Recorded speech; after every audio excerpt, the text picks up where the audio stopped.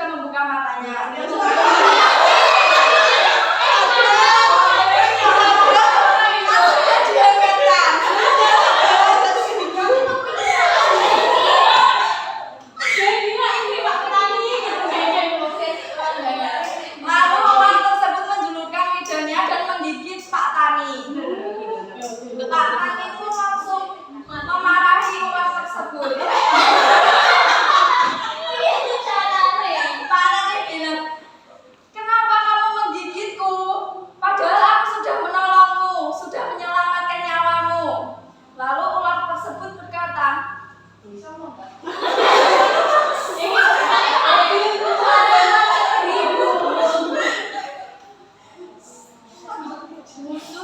Musuh tetaplah musuh, tidak ada yang namanya sahabat ataupun teman. Saya tidak akan melupakan permusuhan kita walaupun kamu sudah menolongku. Setelah itu ular tersebut keluar dari rumah Pak Tani dan Pak Tani pun kesakitan. Sudah sampai meninggal. Pak Tani. Jadi Pak Tani ini yang meninggal. Iya, Pak Tani yang meninggal. Dari cerita ini kita dapat menyimpulkan apa? Itu musuh. Apa ya?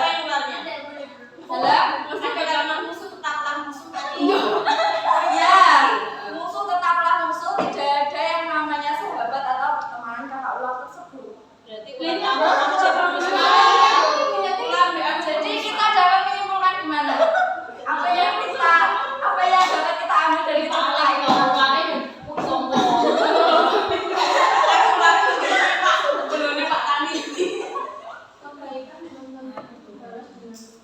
Ya, benar sekali. Tepuk tangan buat sekian dari cerita saya. Saya pamit undur diri. Assalamualaikum warahmatullahi wabarakatuh. Tugas baru si ayam jatuh. Jadi kisah ini awal mulanya kenapa toh kalau pagi hari itu ada ayam berkokok itu. Pada suatu hari ada peristiwa di hutan, yaitu para hewan di hutan mengalami kehausan karena hutan tersebut mengalami kekeringan. Sungai, kolam, dan sumber lainnya pun nggak ada, nggak mengeluarkan air. Nah, kemudian para hewan bersepakat untuk membuat sumber air, yaitu menggali sumur. Nah, seperti ini gambarnya. Nah, setelah itu, oke, para hewan sepakat dan mereka melakukannya. Dan hanya satu hewan yang tidak mau bekerja. Para hewan kan sudah bekerja keras ya, bekerja sama, menggali. Kemudian hanya ada satu hewan pemalas, yaitu si ayam jantan. Dia tidak mau ikut bekerja. Dia hanya bisa mengejek teman-temannya yang bekerja.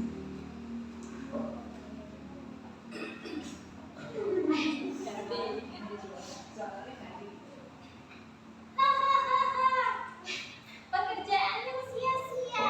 Mana ada sumber air, mana ada keluar air di dalam tanah setandus ini. Ejek si ayam jantan. Kemudian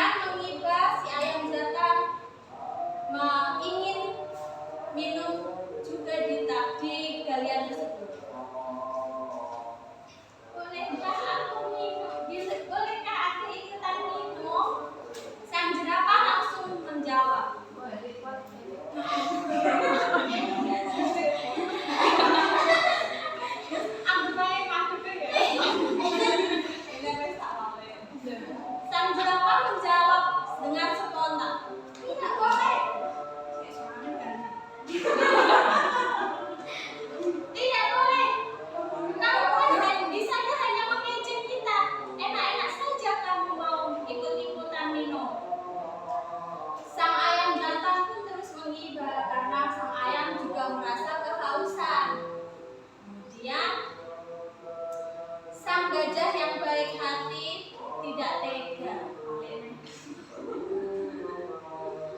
Sang gajah datang dan mengusulkan kepada teman-temannya. Mereka bersepakat.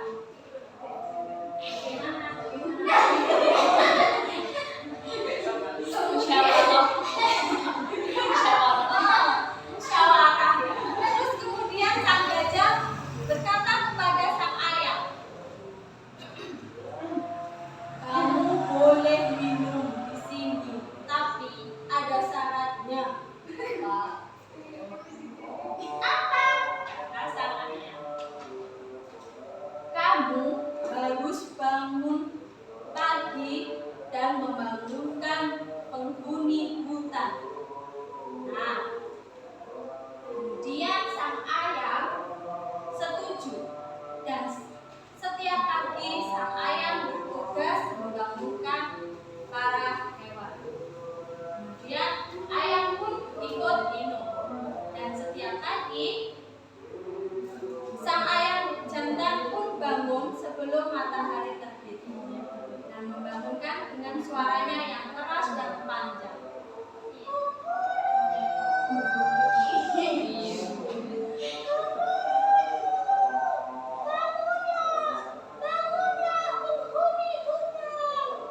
Nah, sejak saat itu sang ayam jantan bertugas membangunkan para hewan dan manusia sejak sekarang. Sampai sekarang. Hikmahnya apa? Jangan pernah menyerah dengan semua masalah. Jadi tadi kan masalahnya kan para hewan kan kehausan ya karena kekeringan. Terus mereka tapi nggak menyerah, mereka menggali tanah untuk mencari sumber air. Ya, cerita dari saya, kurang lebihnya saya. Hai kawanku, apa yang sedang kamu lakukan? Ucap kawan si semut yang datang menghadirinya. Hei kawan, aku sedang mengangkat apel ini. Bisakah kamu membantuku mengangkatnya? Baiklah kawan, aku akan membantumu mengangkat apel itu. Akhirnya mereka pun mengangkat apel itu bersama-sama. Kita memang harus saling tolong-menolong, ucap kawan si semut. Dari cerita tadi, pelajaran apa ya yang bisa kita ambil?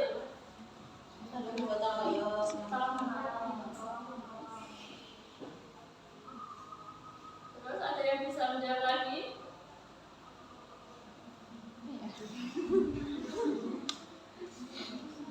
Di sini saya akan menceritakan tentang Gajah yang sombong dan semut merah.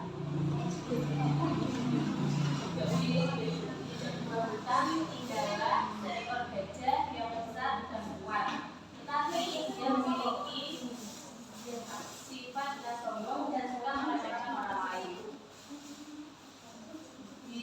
Selain itu ada seekor semut merah yang baik dan bekerja keras.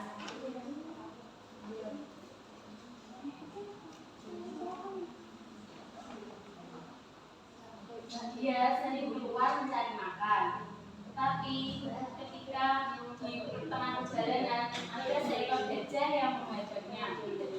Dia menyemprotkan air kepada si semut. Hei, tolong jangan lakukan itu. Kau tidak boleh menyakitiku. Diam, semut kecil. Hei, kamu jangan menyakitiku. Diam, atau kau akan diperlukan sampai mati. Akhirnya, si semut tetap melanjutkan perjalanannya dengan sedih. Dia tetap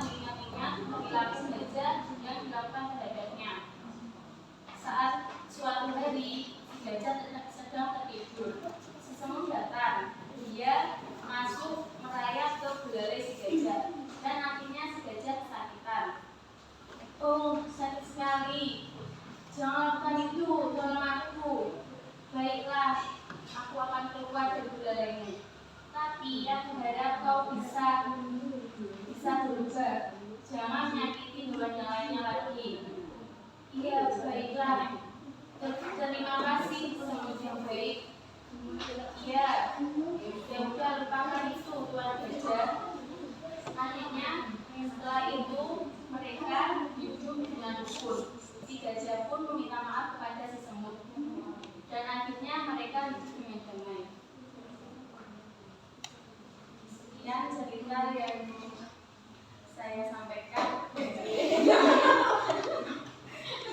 Warahmatullahi wabarakatuh. Waalaikumsalam warahmatullahi wabarakatuh. Perkenalkan, nama saya Sujiwan Fatmawira. Saya di sini akan menceritakan tentang Ratu Lebah yang sombong. Di suatu pagi hari, sang Ratu Lebah sedang bersiap-siap untuk menuju kerajaan untuk menemui sang raja. Dengan membawa sarang madu yang sangat banyak. Sang Lebah pun datang untuk menemui sang raja. Wahai raja yang bijak, kupersembahkan padamu sebuah madu yang sangat berharga. Kata sang Lebah pada sang raja. Ku terima persembahanmu wahai Ratu Lebah. Lalu apa tujuanmu datang kemari menemuiku? Jawab sang raja. Sang Ratu Lebah pun menjawab pertanyaan dari sang raja. Aku meminta kepadamu, tolong berilah kepadaku sengat supaya aku dapat membunuh mereka yang ingin mengambil madaku wahai sang raja ini. Setelah berpikir, sang raja pun mengabulkan permintaan sang Lebah untuk memberikan sengat kepadanya. Wahai Ratu Lebah, kukabulkan permintaanmu, tetapi berjanjilah kepadaku untuk menggunakannya sebaik mungkin. Karena jika kau salah menggunakannya, maka senang tersebut akan melukai dirimu sendiri. Nasihat yang ada kepada Ratu tersebut. Tetapi karena terlampau senang, sang Ratu Lebah pun menghiraukan nasihat dari sang raja tersebut dan langsung pergi meninggalkan sang raja. Ketika di pertengahan jalan menuju kembali ke sarangnya, sang Ratu Lebah melihat seekor semut hitam yang keluar dari sarangnya. Ratu Lebah pun sangat marah kepada sang semut hitam tersebut karena dia mengira bahwa semut hitam ini sedang mencuri madunya. Hai semut hitam yang jelek, apa yang kau lakukan di sini? Kau sedang mencuri maduku ya? Tuduh sang Ratu Lebah kepada semut hitam tersebut tanpa meninggalkan alasan kesibukan tersebut. Aku tidak melakukan apapun di sini, kata semut hitam tersebut. Aku hanya lewat saja. Tetapi karena Ratu Lebah terlampau marah kepada sang semut hitam tersebut, dia pun menyengat semut tersebut tanpa menggunakan alasannya sampai semut hitam tersebut ini mati.